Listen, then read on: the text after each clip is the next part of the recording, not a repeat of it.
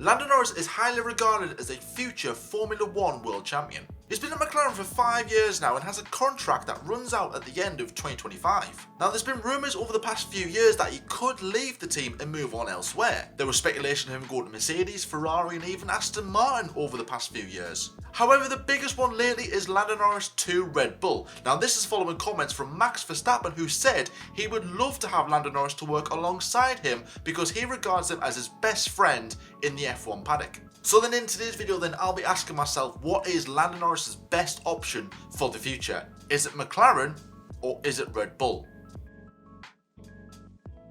But before I start, if you do like this video, then please drop it a like and hit that subscribe button. Like I said, my target is getting to 100 subscribers before the end of the season. If you could do that, hit that subscribe button. It would mean a lot to me. Thank you very much. So I'll be talking about the two teams in McLaren and Red Bull, talking about the pros and cons, whether Lando should stay there or he should join there. And of course, we'll start off with his current team, McLaren. Now the big pro for Lando Norris at McLaren is it's his team really. He's been part of the academy since 2017. He joined the team in Formula 1 in 2019 and has really, settled himself in at Woking. There's, like I said, he wants to be world champion with McLaren. He admired them growing up. I think he said Lewis Hamilton was his favourite driver as well. He admired the chrome livery back in the day. So he has all these little affiliations to McLaren, and the fact that he actually grew up through their system and then joined them in Formula 1, speaks volumes in my opinion. So I would say then he's able to have a lot more say as to what goes on. If he is the team leader, he probably has a driver to work alongside him. In this case, it's Oscar Piastri, who is a very talented driver, and I think that is also a pro as well, in the fact that, Piastri is a very quick driver, he's up and coming, and he's only just getting started in Formula 1, this is his first year, and he's only going to get quicker.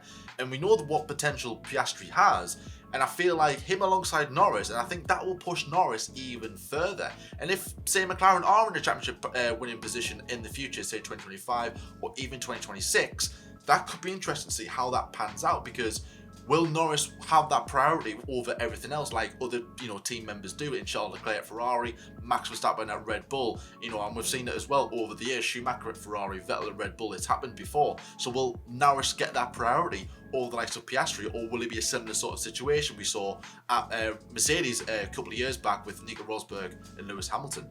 And McLaren are a team on the rise as well. Since 2019, they have gotten higher and higher in the standings, and they have dropped back in the past couple of years, which hasn't been great. But over probably the past few races, actually, McLaren have made real strides in development of their car. Challenging for podiums here and there, and putting in a brilliant performance at the British Grand Prix. One of the standout performances of the season. But Lando needs more of that. He can't just have it right. Let's start off average at the start of the season and be good by the middle towards the end. He needs to be good from the word go.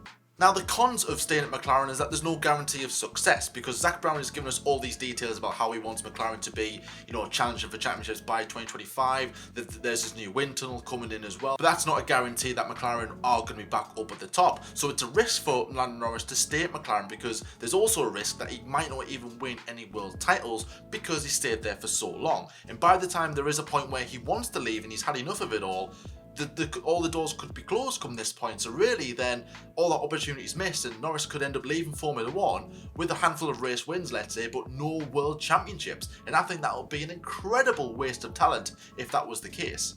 And the next con isn't exactly a big one, but I think it's worth to mention as well that the fact that McLaren don't have an engine supplier beyond 2025. Now they're currently with Mercedes, who their contract runs out at the end of 2025, so who are McLaren going to go with? Now we've got Audi coming into the sport with their engines as well. Ford, they're of course joining Red Bull.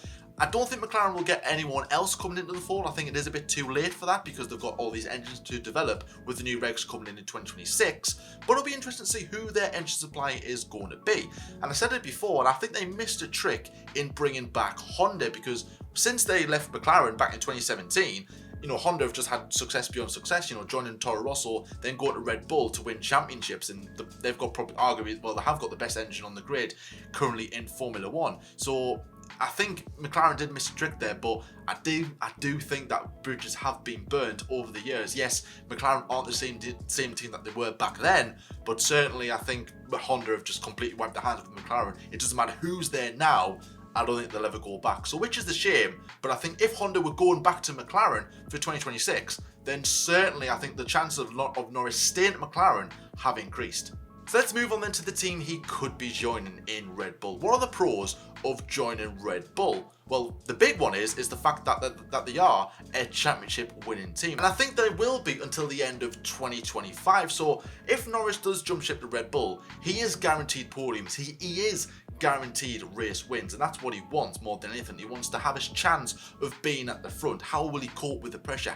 And I think we'll get to see how good Lando is, because he's certainly brilliant in McLaren, but they're not at the front there. Now, there is pressure on Lando Norris, but there's certainly more pressure when you're at the front, so it'll be interesting to see how he actually does that and how he deals with it, especially at a team like Red Bull. And Red Bull are a team of winners. They've won the 2022 Constructors title, they're going to win 2023 Constructors title, and I think they'll win even more so up until the new regs come in 2026. Now, McLaren do have more success in terms of race wins and Constructors titles compared to Red Bull, but that was in the past, and McLaren don't have any real winners in that team as such, or even if they did, they were past winners, whereas Red Bull are winners now. So that could help Lando Norris to actually go on to try and win a world championship. And maybe if he doesn't work out at Red Bull, he moves on elsewhere, he could take that experience from Red Bull and take it on elsewhere to potentially become world champion somewhere else. Now it's time for the cons of Red Bull. Now I think the big one for me is being alongside Max Verstappen, which anyone would snap your hand off to be in that Red Bull seat, to tell you the truth. But as we've seen over the years with the likes of Gasly, Albon, and now Perez, it's hard to be alongside Max Verstappen. Now, one of the pros of McLaren, I said for Norris, was that the team was built around him. And Red Bull is a team built around Max Verstappen. So it's going to be very difficult for Norris to get even close to Max Verstappen, because they want a driver to get as many points as they possibly can. If there's ever a chance where Ferrari are in a championship fight, or Mercedes, or another team for that matter, they want both drivers, firing on all cylinders every single week. So say Verstappen has an off day, he has a bad crash, he has a bad qualifying session, or whatever that reason is. They want their number 2 driver to collect the rest of the points, taking a race win, getting a P2, so that gap with whoever they're battling with doesn't increase or decrease or whatever. It always stays the same, and then get as far ahead as they possibly can.